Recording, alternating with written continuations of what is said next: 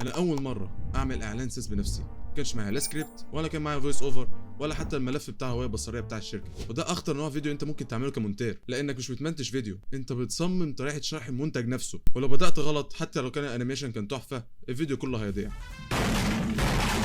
اول غلطه عملتها اني افتح افتر افكت على طول، وبعدها بساعتين حرفيا كنت واقف مش عارف ابدا منين.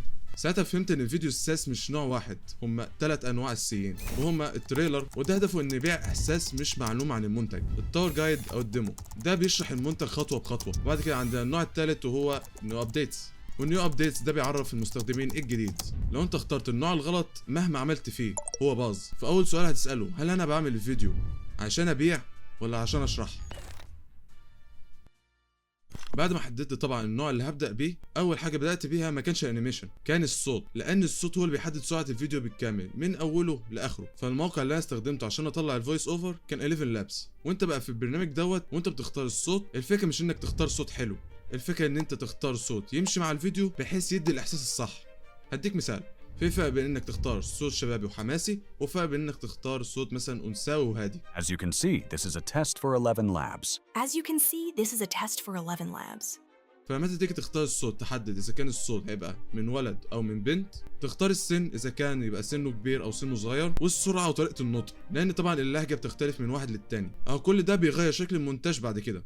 تقول لي دلوقتي يا حسام اجيب دلوقتي السكريبت منين؟ طبعا انا استخدمت شات جي بي تي، وانت طبعا ممكن تستخدم اي موديل اللي انت عايزه. هتخش تقول له ايه اللي انت بتعمله وانا ذكرته في اول الفيديو، وهتقول له عن اسم الشركه والهدف بتاعها، بعد كده تقول له يعمل لك سكريبت، وبعد كده تنقل السكريبت من هنا على البرنامج. بعد ما تعمل كل ده هتبدا تحس ان الفيديو بقى ليه شكل هتمشي عليه.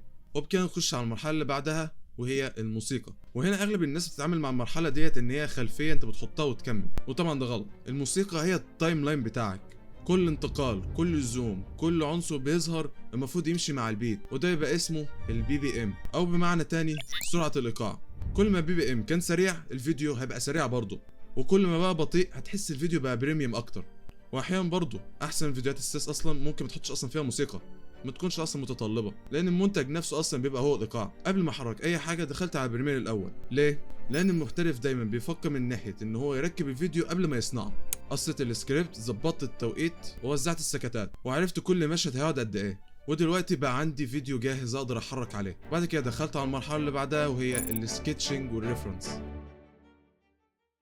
وهي ببساطة إن أنت هتبدأ ترسم الفيديو، والريفرنس معناه هو المكان اللي أنت هتستلهم منه أو إنك تطبق عليه. فغالبا لما أنت تيجي تتعامل مع شركة ممكن يديك ملف فيجما أو فريمر، أو يبعتولك بي دي إف كهوية بصرية، وده طبيعي جدا. طب افرض ما كانش الكلام ده موجود، وده طبعا في أسوأ الحالات، تخش على الموقع وتعمل سكرين شوت للمعلومات اللي أنت عايزها. ونوصل لهنا، جمعت الريفرنس، معاك الصوت، الدنيا تمام. وهنا عندك طريقتين، يا إما ترسم بنفسك بورقة وقلم، وديت انا بعملها، يا اما تخش برضه على فريمر وتعمل انت مشاهد بنفسك. وهنا شغلك هيبدا كمصمم بقى مش كمونتير. وفي اللحظه دي لازم تتخيل تجربه المستخدم، تجيبها بقى من الاول، وتكون انت عارف الهوك هيمشي ازاي والرحله بتاعتك وانت بتشرح. وفي النهايه ناس كتير بتعملها ومش بيقولوها، اسمها الكول تو اكشن او السي تي اي، ودي بتبقى حركه تجاريه بحيث في الفويس اوفر يقول لك مثلا جرب المنتج دوت دلوقتي، وانت طبعا بتظبط التصميم بتاعه. وده بيدخل معانا في الثلاث انواع اللي احنا كنا قايلينه في الاول. تعالى بقى اقول لك ايه الفرق ما بين المونتير العادي ونوعيه الفيديوهات الجديده دي. الاول بيحرك عناصر وبيمشي زي القصه بالظبط، انما السيس فيديو انت بيبقى عندك منتج او خدمه بتشرح عنها، وبتفهم اللي بيتفرج ازاي يستخدمه. ممكن يبان لك بس الفيديو معقد عشان انت بس داخل على حاجه جديده، انما انا طبعا ما قلتش كل حاجه، وهبدا ازود من نوعيات الشرح ديت في الفيديوهات اللي جايه. هكون ممنون لو عملت لايك، ويلا اشوفكم في الفيديو الجاي. سلام.